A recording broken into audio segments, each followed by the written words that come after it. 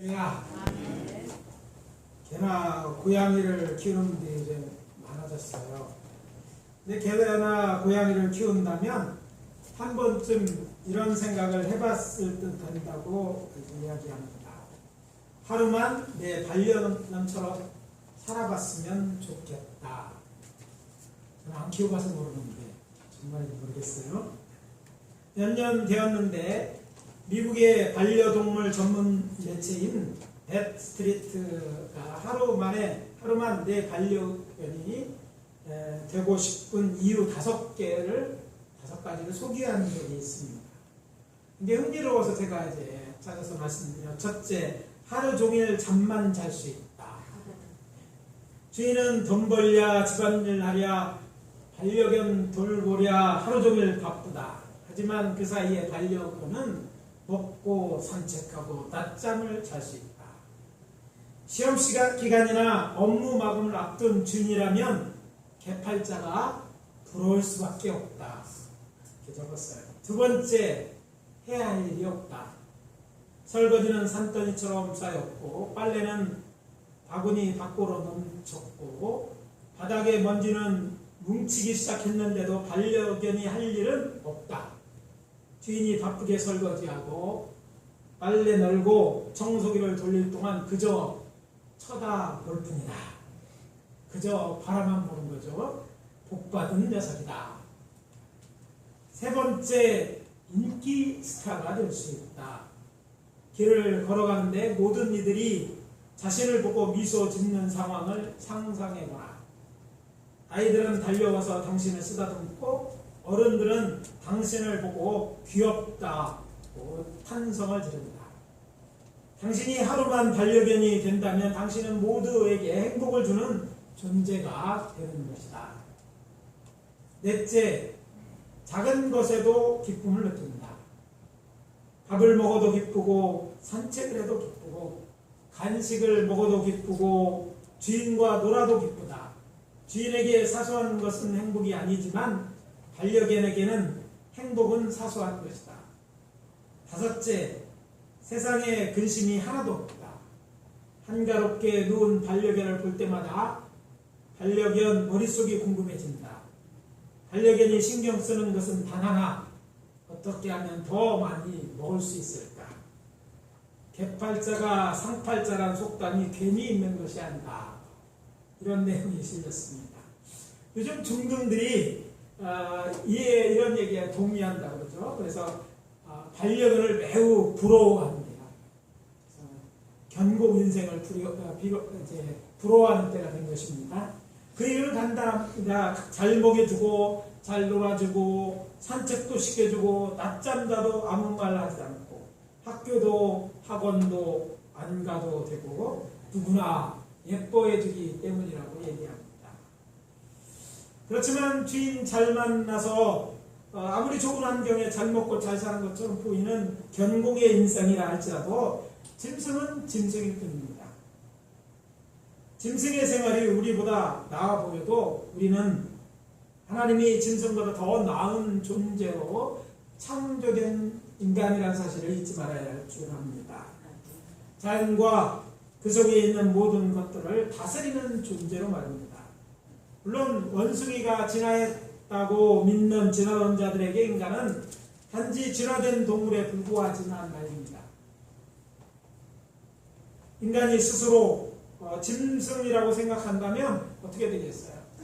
아마 그런 사람은 짐승만도 못한 인간이 되든지 아니면 짐승 같은 인간이 되겠죠. 이보다 더 나아질 수가 없는 것입니다. 그렇다면 성경은 무엇이라고 말할까요? 창세기 1장 26절 28절에 보면 사람은 하나님의 형상으로 창조된 하나님의 피조물입니다. 그것도 단지 생육하고 번성하고 충만하며 하신 각종 생물과 다르게 바다의 물고기와 하늘의 새와 가축과 온 땅과 땅에 기는 모든 생물을 다스리게 하려고 만드신 하나님의 복을 받은 존재입니다. 특히 하나님의 형상대로 창조되었다는 점에서 다른 생물들과는 확연히 다릅니다. 그것도 창조주 하나님께서 모든 생물을 다스리라고 명하신 아주 특별한 존재인 것입니다. 따라서 사람은 다른 모든 생물을 다스리는 것 같은 하나님께서 맡기신 선한 일을 하며 살아야만 합니다. 그래야 행복한 인생을 살 수 있습니다. 그렇다면 하나님이 명하신 선한 일은 어떤 것들이 있을까요? 첫 번째 선한 일은요, 결혼을 하고 자녀를 낳는 것입니다. 다 따라하십시오. 결혼을 하고 자녀를 낳는 것이다. 이게 첫 번째 선한 일. 아가씨가 이제 들어와서 다시 합니다. 첫 번째 선한 일 따라해봅니다. 결혼하고 자녀를 낳는 것이다. 네, 생육하고 번성하고 충만하는 일은 사람을 보면 모든 생물이 따라야 할 하나님의 일입니다. 결혼과 성은 하나님으로부터 왔으며 따라서 선한 것입니다. 사람으로 태어나 배우자를 만나 결혼하고 아이를 낳는 일은요, 하나님이 명하신 하나님의 일이며 선한 일입니다. 때문에 유대 전통에서 결혼을 선한 것으로 보았습니다. 성서 히브리어에는 독신이라는 단어가 없다는 것은 놀랄 일이 아닙니다. 생각할 수 없는 일이기 때문에 그렇다는 것이죠. 정상적이며 성서가 기대하는 바는 결혼하여 자녀를 낳는 것입니다. 이 자녀는 하나님의 선물이요 복입니다. 모세가 613가지의 율법을 주었는데 그 율법 가운데 성서에 제일 처음 나오는 것이 생육하고 번성하라는 것임을 잊지 말아야 할 것입니다. 시편 127편 3절에서와 같이 자식은 여호와의 주신 기업입니다. 그래서 말씀드립니다. 결혼하십시오. 또 결혼했다면 자녀를 낳으십시오. 이것이 하나님의 뜻임을 기억하고 결혼하려 하시고 자녀를 낳으려고 하십니다. 세상에 무슨 말을 해도 그건 세상 사람들의 이야기입니다. 그러면 늘 하나님의 뜻을 이야기하는데 그럼 하나님의 뜻은 이미 쓰여져 있어요. 그 하나님의 뜻이 뭐라고요? 결혼은 하라는 것이고요. 그러니까 결혼하려고 노력해야 되고 또 자녀를 낳아도 되고 안 낳아도 되는 게 아니라 자녀를 낳는 것이 하나님의 뜻입니다. 자녀를 그러니까 낳아야 하고 낳으려고 해야 됩니다. 유대인들은 우리와 좀 생각이 다른 점이 있습니다. 이런 성서를 바탕에서 어떤 생각이 되라면 결혼하는 것은 사랑 때문이 아니라 이런 하나님의 말씀에 순종하려고 결혼하려 합니다. 물론 많은 사람들이 결혼하지 않는 이유는 못하는 이유는 사랑하지 않기 때문이라는 거예요. 그것은 당신이 생각하는 이유이지 하나님이 생각하시는 그런 결혼을 하지 않아야 될 이유가 아니라는 것이죠. 서로 결혼하고 살아가는 것이 유대인 생각들이 이제 유대인의 결혼에 대한 생각이고 옛날 우리 사회도 지금부터 100년 전만 해도 다 그렇게 살았어요. 동양적 사회가 강했던 것인데 그래도 다 행복하지 않았다고 말할 수는 없잖아요. 사랑하지 않으면 그러면 이혼해야 됩니까? 우리 현대인들은 그렇게 말할지 모르지만 성서적 관점은 아니라는 것이죠. 그래서 다시 말씀드립니다. 유대인들이 생각하는 것 이렇게 생각하는 데는 성서가 있습니다. 성서의 기초로 볼 때 그래서 말씀드립니다. 미혼입니까? 그렇다면 결혼하려고 힘쓰십시오. 그건 주의 명령입니다. 네. 아멘 안 하네 미혼들도. 성경에 있는 대로 가르치는 거예요. 저는 가르치는 책임이 있고 판단은 여러분이 하겠지만 하나님의 뜻대로 하려면 언제까지라도 결혼하려고 힘써야 될 줄 압니다. 또 기독교 공동체 안에서 혼자 사는 삶은 규칙이 아니라 예외라는 사실 또한 여러분 기억해야 될 줄 압니다. 예레미야 선지자가 결혼하지 않겠다는 결정을 했죠. 많은 사람들이 독신에 대해서 이야기하고 예레미야 선지자를 빗대서 얘기하는데 사실 그의 결정은 하나님의 뜻에 의해서 이루어졌다는 사실을 우리가 놓치지 말아야 됩니다. 그래서 말씀드립니다. 오늘날 기독교인 중에 많은 사람들이 결혼이나 가정보다 경제적인 안정을 더 중요시하여 결혼하지 않고 서로 결혼을 하였더라도 아이를 낳지 않는 것은 결혼되자는 선한 것이라고 하신 하나님의 선을 훼손하는 것임을 잊지 말아야 할 것입니다. 이게 성서적이고 성서학자들이 얘기해요. 두 번째 선한 일은 땅을 정복하고 모든 생물을 다스리는 것입니다. 따라해봅시다. 땅을 정복하고 모든 생물을 다스리는 것이다. 창세기 1장 28절입니다. 하나님이 그들에게 복을 주시며 하나님이 그들에게 이르시되 생육하고 번성하여 땅에 충만하라. 땅을 정복하라. 바다의 물고기와 하늘의 새와 땅에 움직이는 모든 생물을 다스리라 하시니라. 창조주 하나님께서 사람을 창조하시고 복을 주시고 또 그러면서 명하신 두 번째 선한 일은요, 땅을 정복하고 모든 생물을 다스리는 것입니다.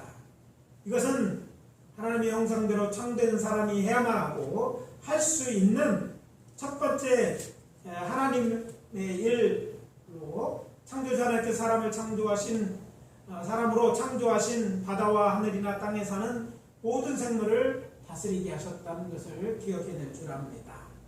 나무나 풀 같은 식물의 특징은요, 특별한 변화가 없는 한 처음 심겨진 곳에서 나서 자라고 그 자리에서 죽습니다. 저들의 삶의 자리가 정해진 것입니다. 이에 반하여 동물은 다릅니다. 식물과 다르게 공중에 나는 새나 바다나 강에 사는 물고기는 이리저리 자리를 옮겨 살아가는 것이 특징입니다. 그렇지만 사람은 땅에서 살지만 하늘을 날거나 우리를 헤엄치며 살 수 있고, 원한다면 자신이 태어난 곳이 아닌 곳에 정착해 살 수 있습니다. 사람의 특권이라고 생각할 수 있는 것이죠.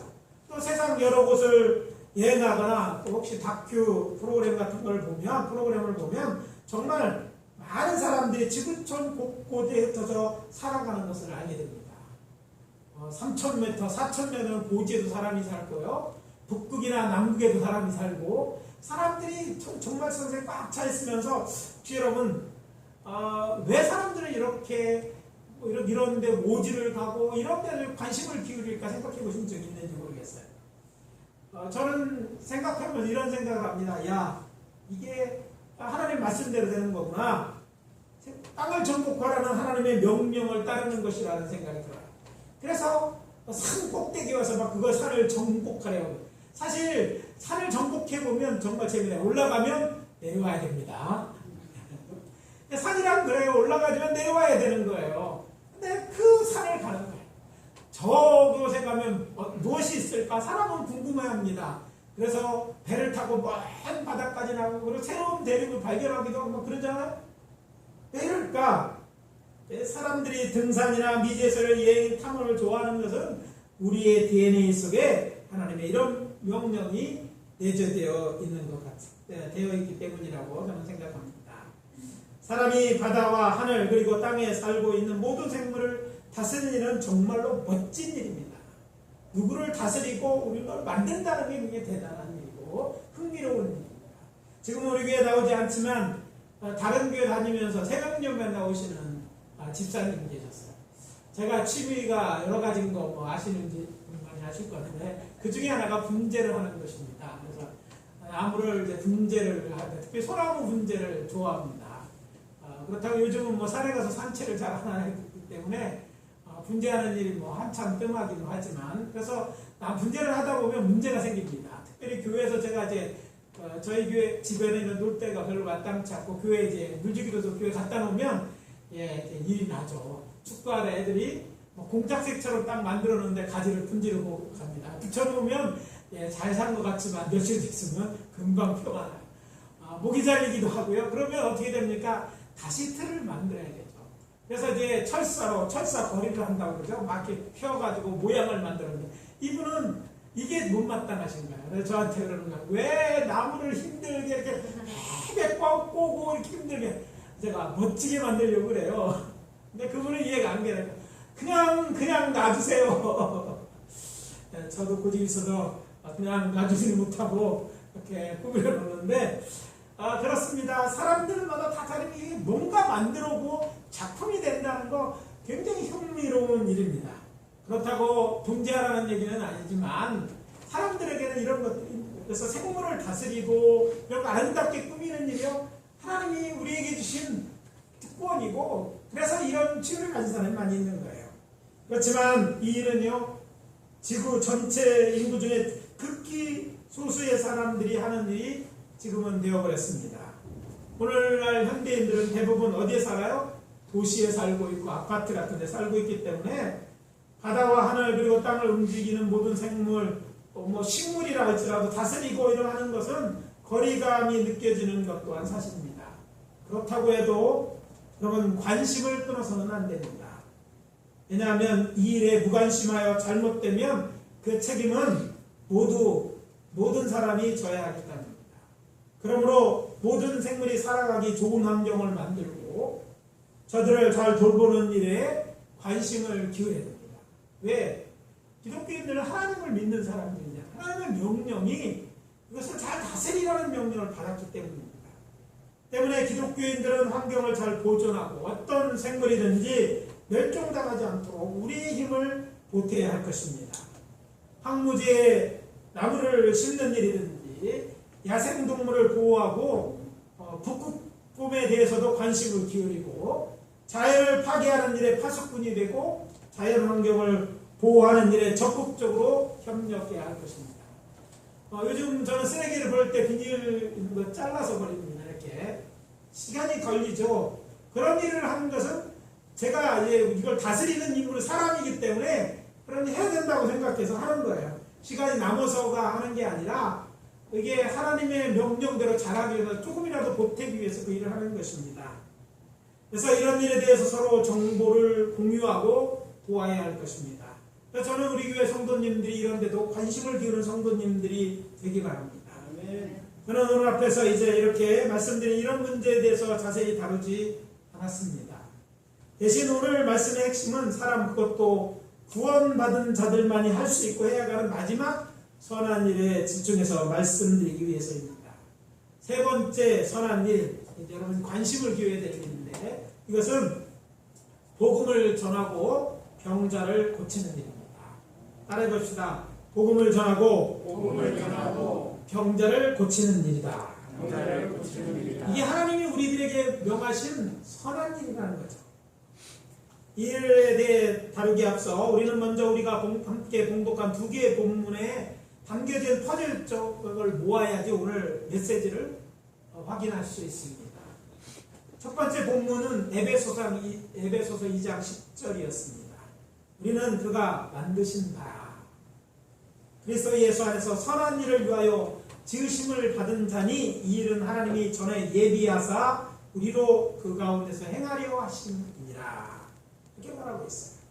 사도 바울이 말하죠. 우리는 여호와 하나님의 피조물로서 그리스도 예수 안에서 선한 일을 위하여 지으심을 받은 자다. 이게 우리의 정체성입니다. 그리스도의 정체성은요, 선한 일을 하도록 지음받은 자예요. 하나님이 여러분들이 뭐 실수해서 이 땅에 온 것이 아니고 아무 이유 없이 여러분 그냥 나게 하시는 것이 아니에요. 실수로 태어난 사람이 있습니까? 부모님의 실수로? 없습니다. 하나님 편에는 다 이유가 있어요. 여러분들 나게 하셨는데 그 중에 공통적인 목적이 있어요. 사람을 믿는 자들에게 이 말 하십니다. 우리를 지으시되 선한 일을 하게 하기 위해 우리를 지으셨다는 사실입니다.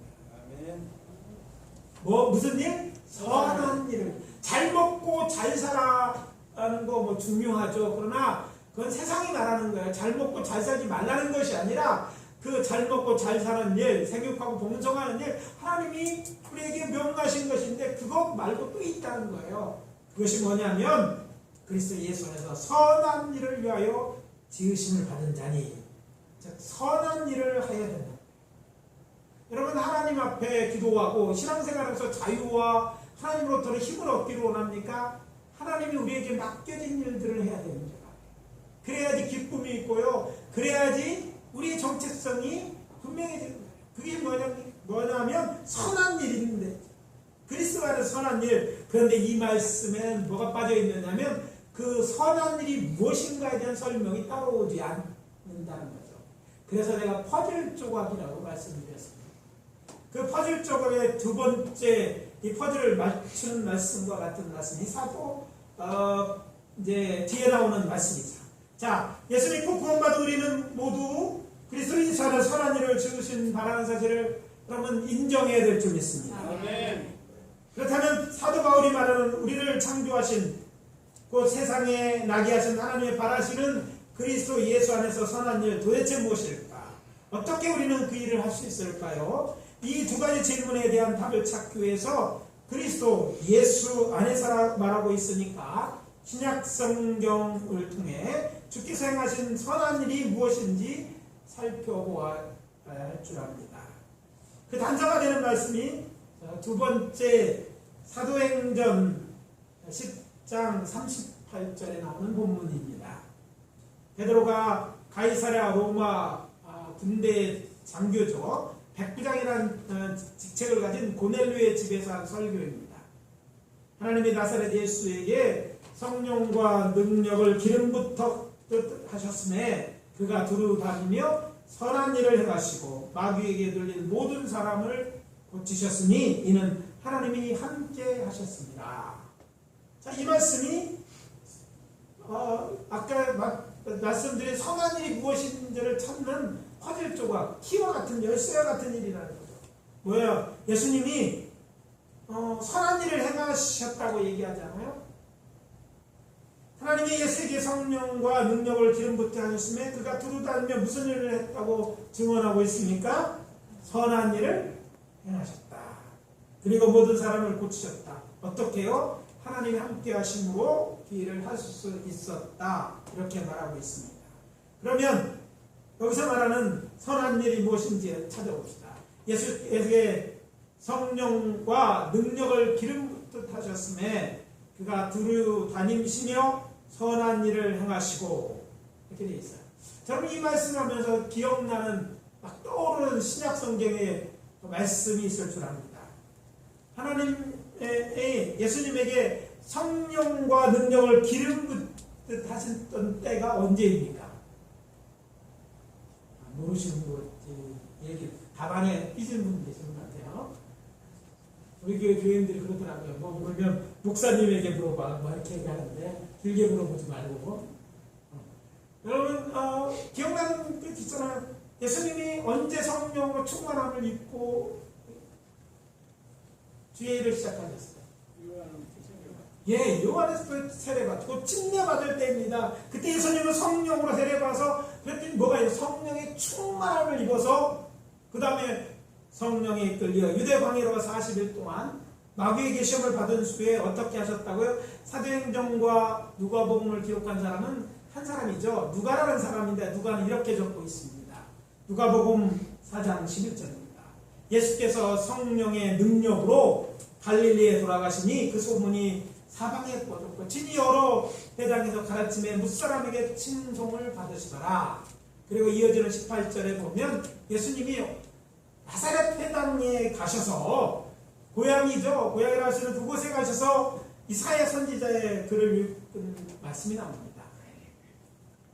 그래서 거기 보면 주의 성령이 내게 임하셨으니 이는 가난한 자에게 복음을 전하게 하시려고 내게 기름을 부으시고 나를 보내사 포로된 자에게 자유를 눈먼 자에게 다시 보게 함을 전파하며 눌린 자를 자유롭게 하고 주의 은혜를 전파하게 하려 하십니다. 그렇게 되어 있어요. 이 부분을 찾아 읽으셨단 말이죠. 그리고 그에 대해서 21절에 이렇게 말합니다. 이 글이 오늘 너희 귀에 임하였느니라.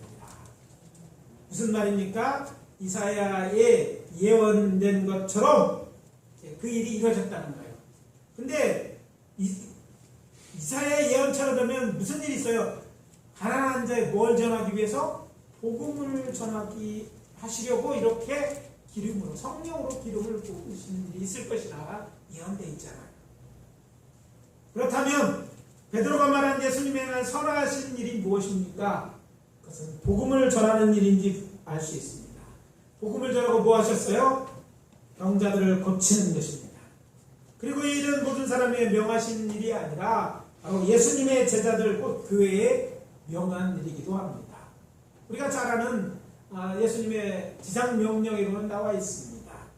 생각해 보십시오. 죽음 앞에 돈, 명예, 사랑과 행복 무슨 소용이 있습니까?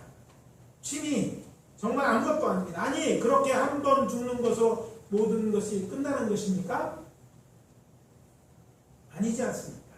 그 뒤에는 심판받고 꺼지지 않는 불못에 던져 영벌을 받게 될 것입니다. 어떤 사람들, 복음을 듣지 못한 사람, 아니 복음을 듣고도 예수 믿지 않는 사람들에게 일어날 일들이죠. 그러니 이런 인생을 구원한 일만큼 선한 일, 곧 급한 일이 어디 있겠습니까? 그래서 말씀드립니다. 저와 함께 복음을 전하여 죽은 자 또는 죽어가는 영혼을 구원하는 선한 일의 동역자가 되어 주십시오. 아멘. 가을이 깊어가고 있습니다. 올해 가을은 전도하기에 딱 좋은 때입니다. 왜냐하면 코로나19 바이러스로 인한 죽음에 대한 두려움이 우리나라를 비롯한 전 세계를 강타하고 지나갔기 때문입니다. 반가운 소식은 정부가 11월 9일 코리아가 아니죠. 미드 코로나를 이제 목표로 백신 접종 서두르고 있기 때문입니다. 잘 아시는 것처럼 사실 우리나라의 대부분의 노년층은 이미 백신 접종이 거의 끝난 상태이고 장년층에 대한 백신 1차 접종은 많이 진행되었고 또 이제 2차 접종도 빠르게 진행되고 있습니다. 문제는 이제 막 백신 접종을 시작하는 청소년들입니다. 이런 청소년들의 특징이 무엇입니까? 청소년 오래됐나요? 청소년들 특징 죽음에 대한 두려움이 없어요. 그래서 청소년들 노는데 바쁘고 먹는 거 하느라고 죽는 건 별로 생각해보지 않는 때가 이런 때예요. 이 말은 이들 중에 믿는 자들이 이런 죽음에 대한 두려움이 없는데 우리가 생각해야 될 것은요. 우리 한국 교회를 봤을 때 이 청소년들에 대한 복음화율이 어떻습니까? 매우 낮습니다. 제가 소매장 그만두면서 제가 앞으로 20년 후에는 한국의 교회는 심각한 위기에 빠질 거라고 생각합니다. 그래서 뭔가 해야겠다 이렇게 얘기했어요. 제가 미국에서 왔을 때 제가 20년 후에 오늘날 같은 일이 일어날 거라고 얘기를 했어요. 목사님들한테.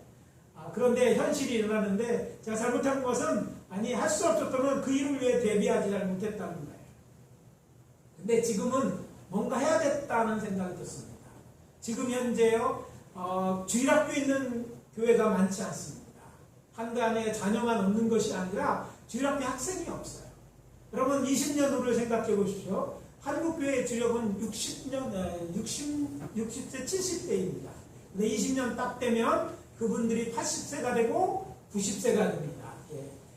하늘 가는 길이 밝아오죠. 아주 가깝습니다. 그런데 그들이 떠난 한국교회 생각해 보십시오. 여러분 청년들이 거의 없습니다. 청소년들은 진짜 없습니다. 우리 동네에서 한 명 뽑아서 주일학교 많은 데로 보내줘야 될 만큼 지금 심각한 위기에 있다는 얘기를 지금 드리는 거예요. 그런데 그런 청소년들 복음 전하기 너무 힘들어요. 그들에게 제일 문제는 구원을 얘기하는데 구원에 대해 관심이 없어요. 성적에 자기가 좋아하는 일 이런 데 관심이 있죠? 관심이 없어요. 그런데 그들에게 무엇이 생겼어요? 죽음에 대한 두려움이 생겼어요. 누구나 죽는다는 사실을 그들은 이제 인지할 때가 된 거예요. 그것이 기회라는 것이죠. 왜? 죽음을 생각해야지 구원에 대한 답을 찾으려 하기 때문입니다. 그래서 저는 기회라고 보는 거죠. 이들 중에 믿는 자가 아주 적다. 이것이 제가 이거를 생각하면서 묵상하면서 깨달은 것이죠. 지금이 이들 청소년들에게 복음을 전한 절의 기회다. 지금이 기회지 이걸 놓치면 정말 앞으로 전하기는 더 힘들어지겠다는 생각을 하게 된 것이죠. 한국교회는 오늘날 하루속히 예배와 모임이 회복되기를 바라고 있습니다. 정말 빨리 회복되어야 할 것입니다. 여기 있는 우리 성도님들 밥 먹는 때가 있었으면 좋겠다. 뒤에 고기 굽고 우리 코로나 미드 코로나 하면요 제일 먼저 할 일이요 음식 먹어듣는 데는 저 뒤에다가 우리 고기 파티 하는 거야. 애들도 오고 다 와서 왜? 그거 너무 못하는 거 부럽다. 교회에서 모여서 밥도 같이 먹고 교제도 하고 이래야 되는데 그걸 못하게 하고 이렇게 하는 거 얼마나 답답해요. 모임 정말 필요한 일입니다. 그런데 생각해야 될 것은요. 그렇지만 저는 이보다 더 중요한 일이 있다고 믿는 것이죠. 이런 때 그 무엇보다 우리가 관심을 기울이고 집중해야 할 일은 청소년들에게 복음을 전하여 저들의 영혼을 구원하는 일이라 생각하기 때문입니다. 아직 대부분의 교회가 여기에 관심을 기울이고 있지는 않지만 지금이 기회입니다. 우리 교회로부터, 아니 우리들부터 저들에게 더 많은 관심을 기울이고 저들의 영혼에 대해서 관심을 기울이고 기도하고 복음을 전하는 선한 일에 힘써야 할 것입니다.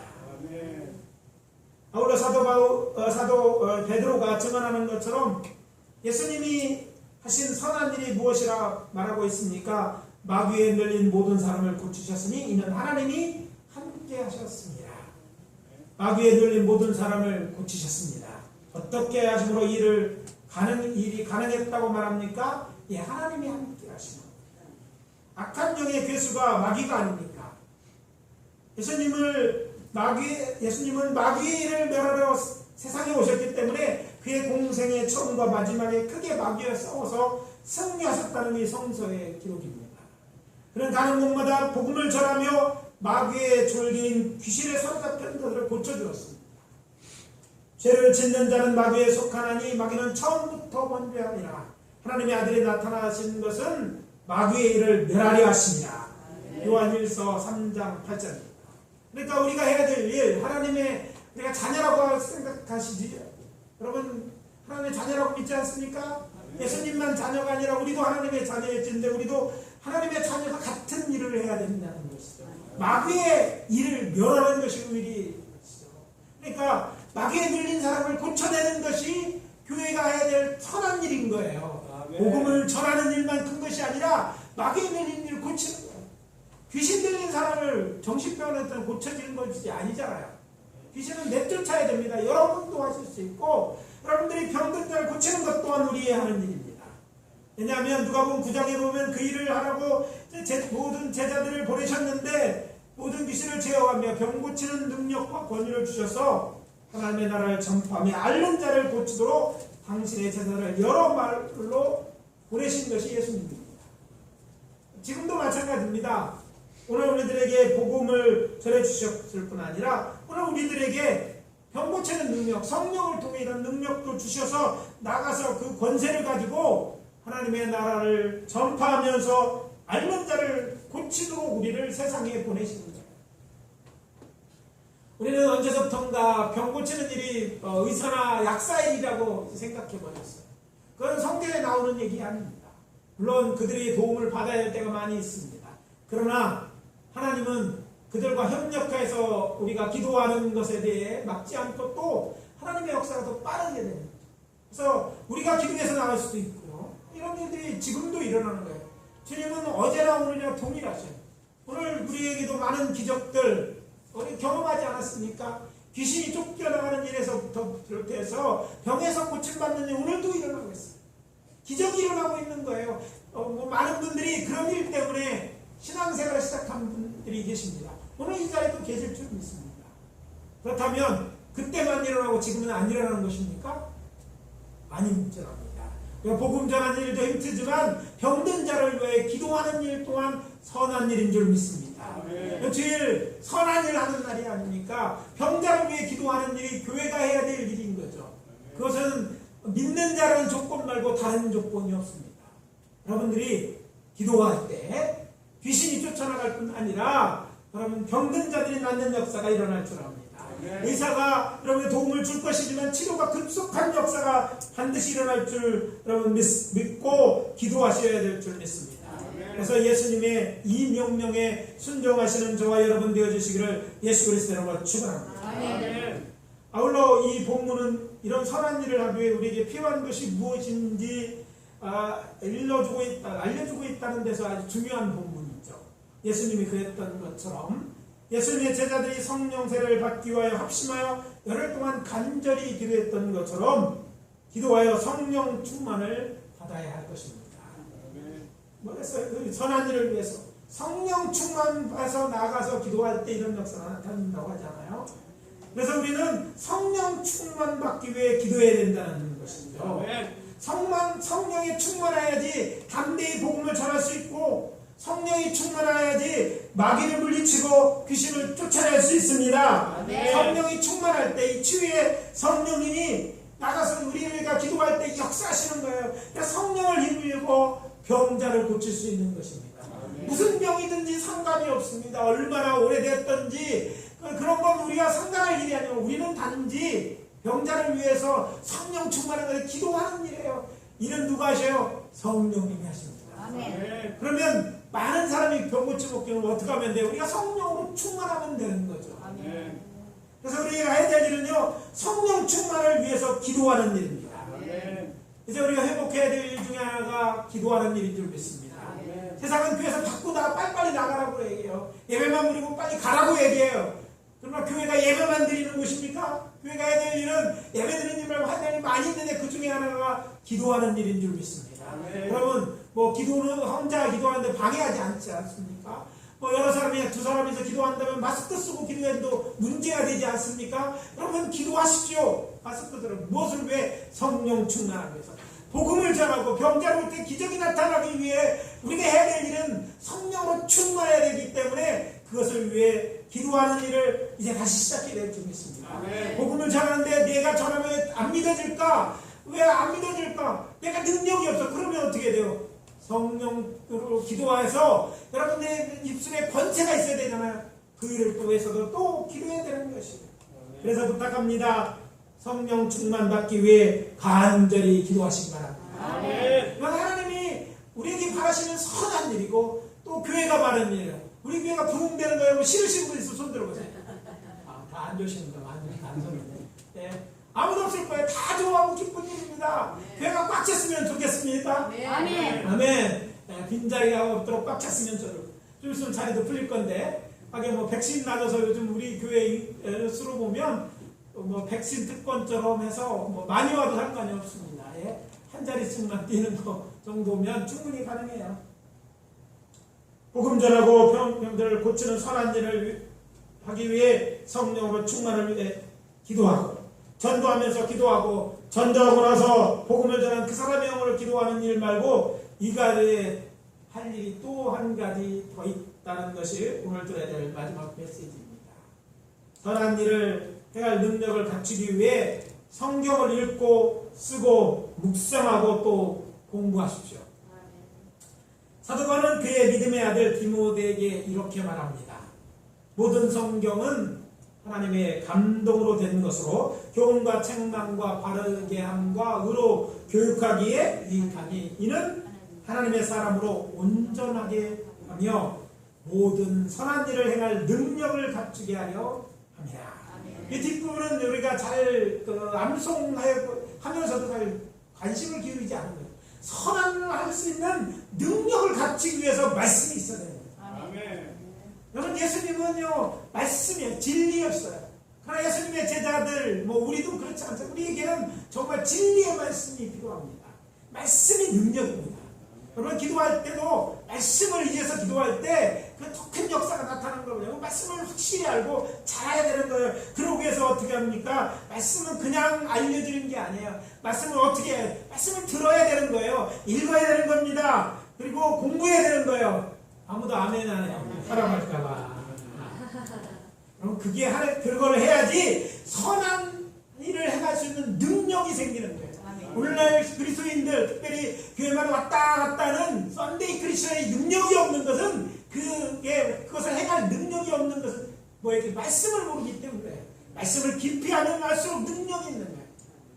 제가 그러죠. 저희 교회에서 뭐 쉬운 설교, 재미난 설교 별로 기대하지 말라고. 예?